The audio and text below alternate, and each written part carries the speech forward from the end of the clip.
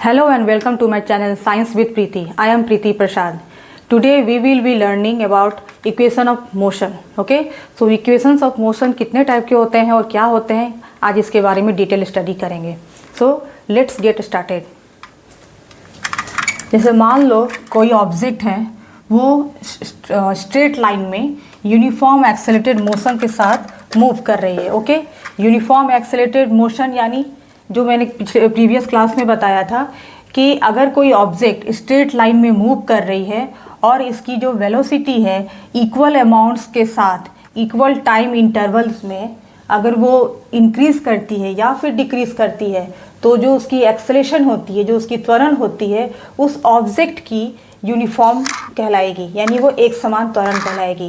यानी T time में equal time में यानी समय अंतराल उसकी सेम हो, टाइम गैपिंग सेम हो, और उस ऑब्जेक्ट की जो वेलोसिटी है अगर बराबर मात्रा में अगर वो बढ़ती है या फिर घटती है समय के साथ, तो उसकी जो एक्सेलेरेशन है वो उस ऑब्जेक्ट की यूनिफॉर्म एक्सेलेरेशन मीन्स एक समान त्वरण कहलाती है. Okay, so first equation of motion क्या है? v is equal to u plus a t.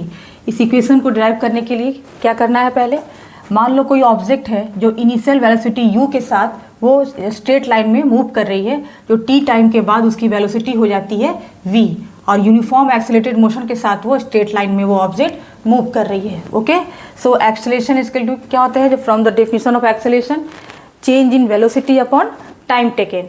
तो चेंज इन वेलोसिटी क्या होती है? Final velocity v minus initial velocity u upon time taken t.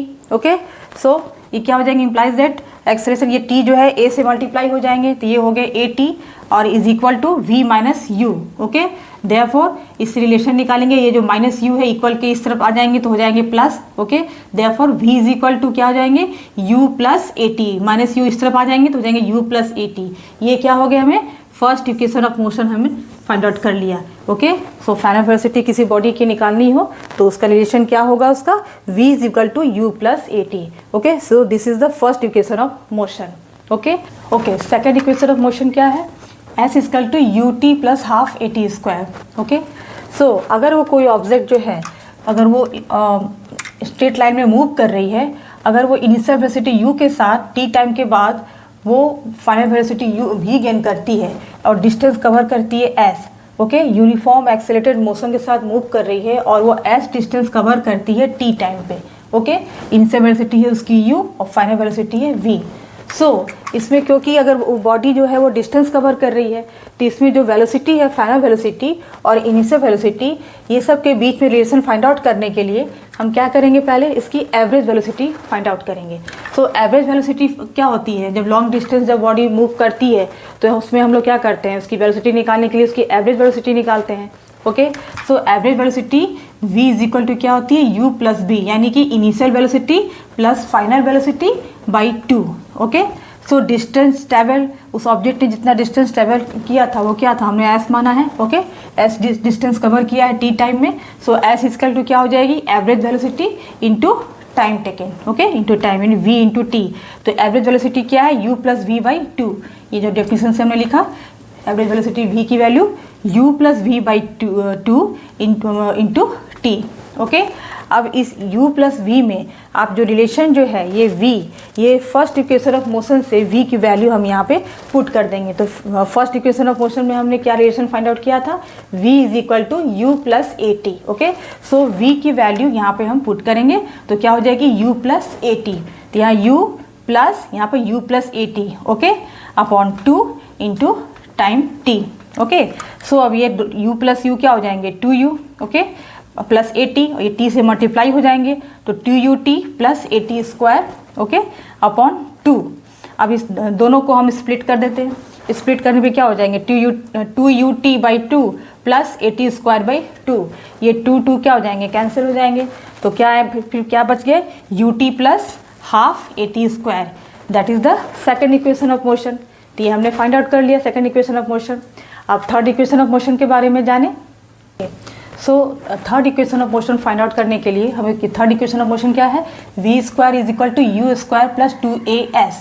ये हमें फाइंड आउट करनी है। ओके, ये रिलेशन से हमें क्या मिलती है कि उसने जो बॉडी है उस डिस्टेंस एस जो कवर किया है उसे कितना उस बॉडी ने वेलोसिटी एक्वायर किया है, उसे कितनी वेलोसिटी उसे मिलती है डिस्टेंस एस कवर करने में। ओके, उसकी वेलोसिटी फाइंड आउट करने में हेल्प करेगी ये relation. So from first equation of motion हम क्या जानते हैं, v is equal to u plus a t. First relation क्या निकाला था हमने इक्वेशन ऑफ मोशन में, v is equal to u plus a t. अब बोथ साइड स्क्वायर करते हैं। Okay, squaring both sides we get v square is equal to u plus a t का whole square कर देंगे। ठीक है, u प्लस ए टी का whole square. तो अलजेब्रा में जैसे हमने पढ़ा है ना, a plus b whole square का फॉर्मूला क्या होता है, a square plus 2ab plus b square. बस उस फॉर्म में इसको हम सेट कर देंगे। Okay, u plus a t का होल स्क्वायर, इसको करेंगे u square plus 2uat plus a square t square. Okay, a plus b whole square के फॉर्म में हमने इसे सेट कर दिया u plus a t whole square को। अब क्या करना है, now v square is equal to ये यू स्क्वायर है प्लस ये जो रिलेशन है इसमें से हम क्या करेंगे 2a, दोनों में से a कॉमन हो जाएगा ब्रैकेट के बाहर और 2 निकालेंगे। ओके, सो फर्स्ट टर्म में क्या देख रहे हैं, इसमें से ut रह गया फर्स्ट टर्म में, प्लस सेकंड में क्या हमने इसमें से 2a निकाला है, तो एक हमने बाहर निकाला कॉमन कर दिया तो एक ही a रह गया और ये टी स्क्वायर हो गया। ओके, अपॉन 2 हमने क्यों लगाया क्योंकि यहाँ पे 2 नहीं है तो इसको सेट कर सकते हैं 2 से।